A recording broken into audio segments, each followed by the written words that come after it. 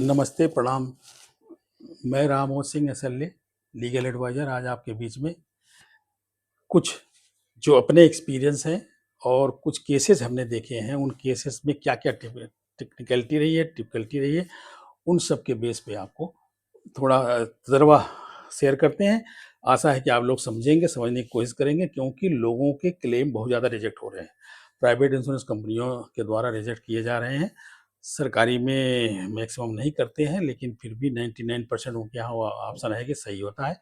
1% में कई बार उनके पास रहता है कि ये वो नहीं दे सकते हैं, तो कोर्ट जाना ही पड़ता है, कोर्ट जा कर के ही मिलता है, तो ये वहाँ है। लेकिन प्राइवेट इंश्योरेंस कंपनी इन्वेस्टिगेशन करवा करके आपका क्लेम रिजेक्ट कर सकती है। पहले मैं थेफ्ट से चालू करता हूँ। थेफ्ट किसी भी गाड़ी का जो गाड़ी कभी पार्क होती है तो वहाँ से चोरी होती है, कभी गाड़ी ऐसे खुले में पार्क होती है वहाँ से चोरी, तो कभी घर के अंदर होती है वहाँ से चोरी हो जाती है, और कभी सड़क पे खड़ी कर दिया आपने वहाँ से चोरी हो गई है, चोरी होती है। अब चोरी होती है तो आप एफआईआर करवाते हैं तो वो पुराने सेक्शन से 379 में जो है आपके पास एफआईआर होती है। अगर वो ड्वेलिंग हाउस में तो 380 लगता है, तो 380 में होती है। लेकिन आजकल जो है ना बीएनएसएस में 105 बी में करते हैं या ए में करते हैं, 1 2 3 4 ए बी सी दिए है ना उसमें 4, तो उसमें करते हैं। जैसा भी होता है जो पुलिस वाले को जहाँ सूटेबल लगता है, लेकिन पुलिस वाले को सूटेबल लगने से कोई बहुत बड़ी मतलब बहुत बड़ी पावर उसके पास नहीं है कि वो सूटेबल लगेगा तो उसी में करेगा। लेकिन जो एग्जैक्ट होता है उसमें होना चाहिए, और कई बार नहीं करते हैं, और कई बार ये जानबूझ करके लोगों को बहानेबाजी करते हैं। जैसे आपने कोई मोटरसाइकिल आपकी कोई छीन ले लिया, दो आदमी खड़े हुए, खड़े होने के बाद उन्होंने छीन लिया और लेके चले गए, चाबी सहित सब कुछ, दो चार थप्पड़ भी मारा, आपका मोबाइल भी ले गए। आप थाने में गए एफआईआर कराने के लिए, तो पुलिस वाले कहते हैं कि ये लिखो कि मैंने गाड़ी में चाबी छोड़ करके पेशाब करने गया हुआ था, थोड़ी देर के लिए ही था, पेशाब करके देखता रहा, लेकिन इतनी देर में कोई आया लेके गाड़ी चला गया। मीन्स वो चोरी हो गया। मतलब वहाँ पे अपराध एक्सटॉर्शन का नहीं आएगा, मतलब छीना झपटी वाला नहीं आएगा, मतलब एक इनहेंस होने वाला अपराध नहीं लगेगा, जिसमें कि पुलिस की नाकामयाबी साबित ना हो। दूसरा, एक ट्रक खड़ी हुई है, ट्रक में माल लेकर के आया, ट्रक में मेरे पास केस था, मैंने काफ़ी उसको, उन बेचारों को बड़ा नुकसान हुआ था, 12-14 लाख रुपए का उनको मिल गया। तो वो जो है 1140, 1180 जो भी है उनको मिला। तो पूरा अमाउंट ही मिला है, कभी उसमें कम नहीं हुआ। 4-5 हज़ार रुपये का उनको लग रहा था कम कर देंगे, तो कम कर दिया है, तो मिला। उसमें क्या था कि ड्राइवर माल लेकर के आया, सैंड वैंड जो भी होगी लेकर के आया, सैंड या डस्ट जो भी लाते हैं लोग, माल लेकर के आया। 12 बज गए थे, वहाँ पे कोई नहीं था, कोई खाली कराने वाला नहीं था, आता बंद था, तो वो बाहर गाड़ी खड़ी करके लॉक करके अंदर ही बैठ गया, बैठे बैठे सो गया होगा। चाबी गाड़ी में लगी हुई थी या नहीं थी, ये चीज़ भी कंफर्म नहीं है, क्योंकि वो कह रहा था कि हमने चाबी लॉक करके चाबी सामने रखा था, चाबी हाथ में ले करके भी आदमी सोता है तो गिर जाती है। इतने में कुछ बदमाश लोग आते हैं, बदमाश लोग आकर के उसका दरवाज़ा खुलवाते हैं, ट्रक का दरवाज़ा खुलवाते हैं, टक्कर दे करके पिस्तौल के बल पर उसका मोबाइल भी ले लेते हैं और चाबी ले लेते हैं, गाड़ी से उसको नीचे उतार देते हैं, धक्का देते हैं, गाड़ी लेके चले जाते हैं। पुलिस वाले उसमें करते हैं कि इसने जी चोरी हुई थी। अब पुलिस वालों को ये नहीं पता है कि वो बंदा उसी के अंदर ही है, तो कहाँ से उसका नेग्लिजेंस आ जाएगा। जब अंदर ही है और बंद कर लिया, आप किसी रूम में हैं, उस रूम को बंद कर लिए हैं, तो इसका मतलब आप प्रोटेक्शन में हैं। तो वहाँ पे आप अपने पेन को, कलम को, किसी चीज़ को कहीं पे भी रख सकते हैं, क्योंकि आप रूम के अंदर बंद हैं। तो ऐसे रूम के अंदर वो भी बंद था, चाबी अपने हाथ में लिया, तो चाबी वहाँ गिर गई होगी, या चाबी उसी में लगी छोड़ा होगा, जो भी कंडीशन हो।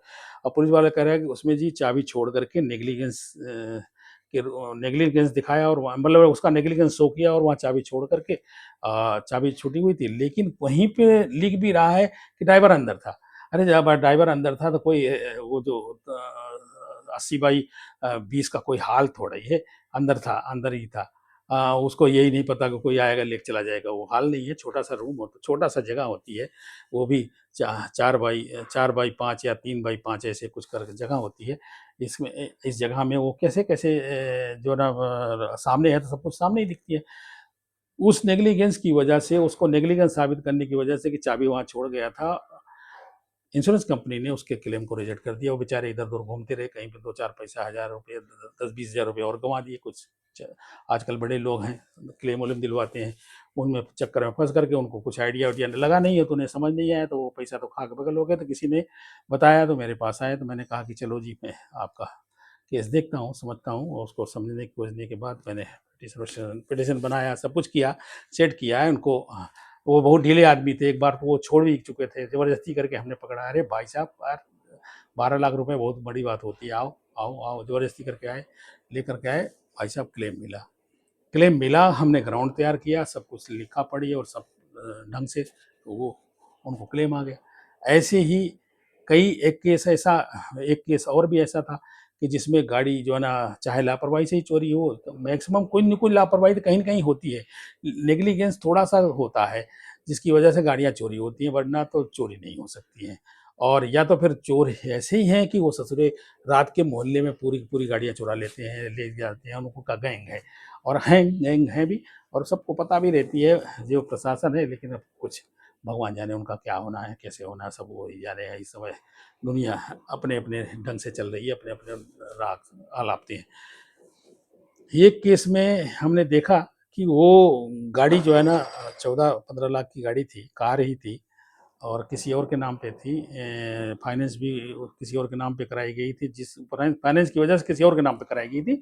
वो बंदा एक्चुअल में ओनर नहीं था, ओनर कोई और था, पैसा वही लगाता था, पैसा जो होगा, लेकिन नाम उसके था।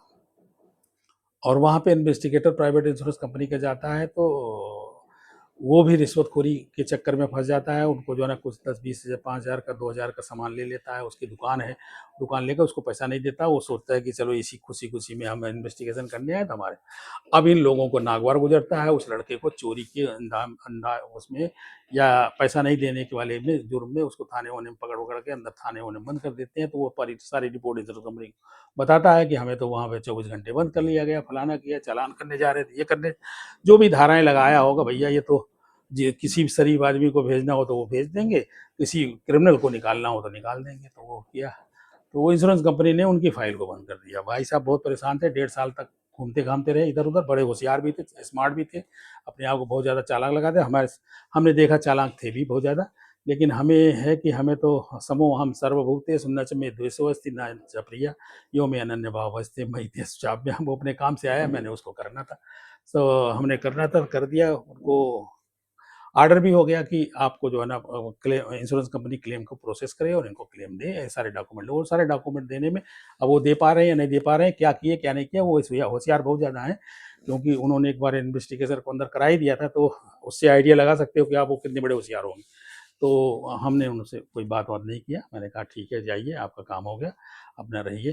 तो ये जो चीज़ें हैं, इन सब पे कम से कम हमारे इंश्योर्ड जो है, सर्वेयर जो है, लॉ और एजेंट जो हैं, और इंश्योरेंस कंपनी के लोग भी, सरकारी इंश्योरेंस कंपनियों में सिस्टम है, वो सिस्टम से काम करते हैं। उनके यहाँ सर्वेयर भी सिस्टम से काम करते हैं, लेकिन प्राइवेट इंश्योरेंस कंपनी में कोई सिस्टम नहीं है।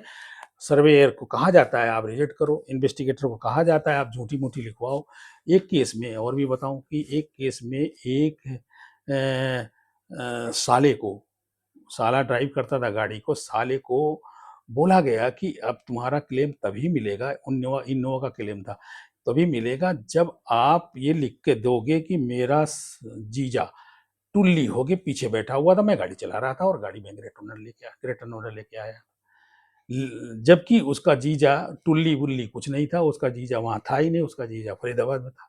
अब फिर उसके पास गए, जीजा से साइन भी करवा लिए। जीजा ने कोई भी बोले कि भैया ये लिखा है उन्होंने ये, और साले से टेलीफ़ोन करवा दिया कि जीजा को बोल दो कि अगर वो साइन कर देंगे तो उनको क्लेम मिल जाएगा। तो उन्होंने भी सोचा क्लेम मिल ही जाएगा, तो पढ़ा भी नहीं, हिंदी में ही लिखवाया था लेकिन पढ़ा नहीं, उन्होंने साइन कर दिया। उसके बाद फिर क्या हुआ जी, उसकी उनकी टाइमलाइन ली गई, उनकी गूगल से टाइमलाइन लिया तो उनको फरीदाबाद मिला। तो कह रहे आप तो फरीदाबाद में थे, वो कह रहा आप टुल्ली होकर के गाड़ी में थे। इसी ग्राउंड पे उसने उसका क्लेम रिजेक्ट कर दिया था, लेकिन वो भी बेचारे बीएमडब्ल्यू लेकर के मेरे पास आए, किसी ने बताया आए। तो हमने तो उनको कुछ मतलब उनका कोई कोई लीगल बहुत बड़ा सहयोग हमने नहीं किया। हमने सिर्फ चिट्ठी उनकी 2 बना दी। एक पहले बनाई थी, उसी दिन जिस दिन आए थे उसी दिन बना कर के मैंने कहा ये बना ले जाइए, आप डाल दीजिए, इंश्योरेंस कंपनी को दे दीजिए, सर्वेयर को भी दे दीजिए, आपको इसी में काम बन जाएगा और इससे ज़्यादा आगे बढ़ना नहीं पड़ेगा। दोबारा भी एक कोई ऐसा आया तो उसमें भी हमने चिट्ठी लिख दी। तो देखिए कि कितना बड़ा जो ना अनर्गल चल रहा है कि अगर आपका परसू करने वाला नहीं हो, लीगल ढंग से बात करने वाला नहीं हो, आपका सपोर्ट करने वाला कोई नहीं हो, आपको राइटिंग करने वाला भी नहीं हो, तो आपको क्लेम प्राइवेट कंपनियाँ देंगी ही नहीं, देने ही वाली ही नहीं है। तो आप लोग सजग होइए, समझिए, बूझिए। इंश्योरेंस की फ़ील्ड को एकदम इग्नोर कर दिया जाता है और इसमें मोटर गाड़ियाँ हैं, इंडस्ट्री है, मशीनरी है, प्लांट इवन इवन अब तो सब कुछ है भैया। एयर में चलने वाली, पानी में चलने वाली, हवा में चलने वाली, सभी तो हैं और ज़मीन पे चलने वाली सबका इंश्योरेंस होता है और लाइफ़ का भी इंश्योरेंस होता है, हेल्थ का भी इंश्योरेंस होता है। तो क कम से कम ये बहुत इम्पोर्टेंट चीज़ है। इसको समझें, समझ करके अपने-अपने क्लेम पे अलर्ट रहें। Thank you very much. आशा है कि सब लोग लाइक करेंगे, सब्सक्राइब करेंगे, शेयर करेंगे, आगे बढ़ाएँगे। थैंक